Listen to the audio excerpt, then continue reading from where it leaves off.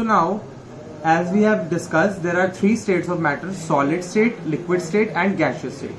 So let us first understand the solid state of matter. Solids. What are solids? Which have a definite shape.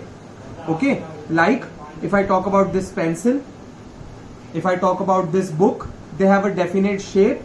Okay, if I talk about this glass, can you see this glass?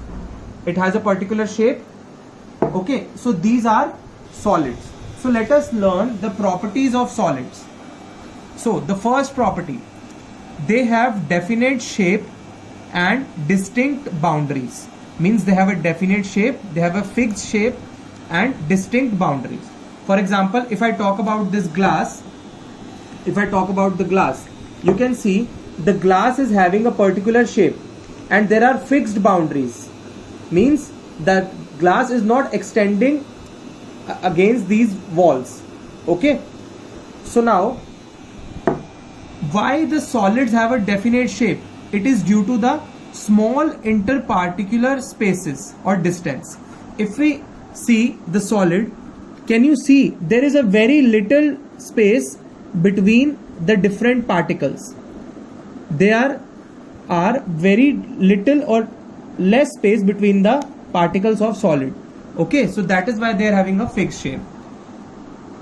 And strong interparticle force of attraction. As we have discussed about the properties of matter, that particles attract each other, so the force of attraction between the solid particles is very strong. Okay, now the next property, they possess rigidity, that is they tends to maintain shape when exerted force external is applied on them.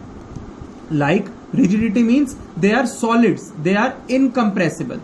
If you see this pencil, if I apply some force on this pencil, if I have to break this, so the pencil will tends to maintain its shape because of the very strong interparticular force of attraction.